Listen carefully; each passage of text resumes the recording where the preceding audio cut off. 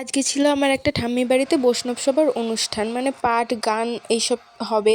তো সেখানে আমাকে ঠাম্মি বলেছিল যে আলপনা দিতে। তো আমাকে ঠাম্মি যে সকাল সকাল যেতে বলেছিল, আমি তো সকাল সকাল যেতে পারিনি, আমি যেতে যেতে 10টা বেজে গেছিলো। ততক্ষণে সব লোকজন আসছিল যাচ্ছিল, তাই জন্য আমি ঠিক করে আলপনাটা দিতে পারিনি। তাও যেটুকুনি পেরেছি দিয়েছি। তো তোমরা একটু কমেন্ট করে জানিও কেমন হয়েছে।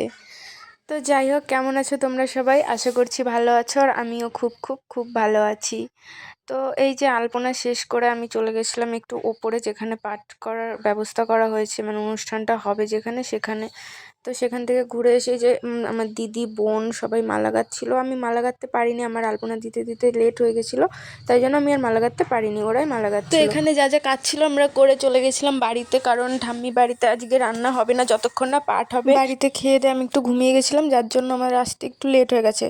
একটু না, মানে অনেকটাই লেট হয়ে গেছে, কারণ আমরা যতক্ষণে পৌঁছেছি ততক্ষণে পাঠ অনুষ্ঠান সব শেষ হয়ে গেছে। এখন সবাই খেতে বসেছিল, তো কি আর করা যাবে, অনুষ্ঠান তো আর দেখতে পারলাম না, তাই ওপরে চলে এসেছিলাম যেখানে অনুষ্ঠান হয়েছে সেখানে একটু প্রণাম করতে। তো প্রণাম করে আমি আর বুনু একটু শয়তানি করছিলাম ওপর থেকে, যে ভিডিও করছিলাম খাবারের। আর আমার পিসি ছিল ওখানে, তো পিসিকে ডাকছিলাম। তো বাইরে থেকে যেসব লোকজন এসেছিলো, তো সবার খাওয়া দাওয়া হয়ে গেছে, এখন বাড়ির লোক যারা যারা আছে সবাই খাবে। তো আমরা বসে গেছিলাম খেতে, মানে খেতে বসেও আমরা একটাও সুস্থ থাকতে পারি না, খেতে বসেও দেখো শয়তানি করেই যাচ্ছে। আমার বোন তো লিটারালি থালা নিয়ে গান করা শুরু করে দিয়েছে, দেখো কি গান করছে। তোমরা যদি কেউ বুঝতে পেরে থাকো তাহলে কমেন্টে অবশ্যই জানিও।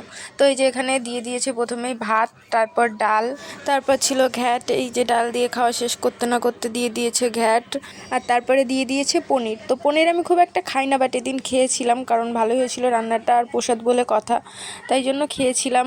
আর এই যে দেখো আমরা খেতে খেতে শয়তানি করছিলাম, আমার থালা থেকেও নিয়ে নিয়ে খাচ্ছিল।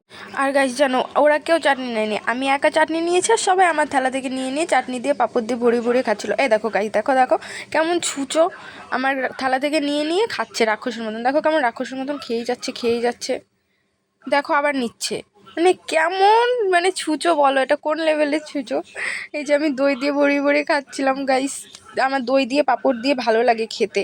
আর এই যে সবশেষে দিয়ে দিয়েছিল মিষ্টান্ন। তো ভিডিওটা এখানেই শেষ করছি। ভিডিওটা ভালো লাগলে লাইক কমেন্ট শেয়ার করে দেবে। টাটা।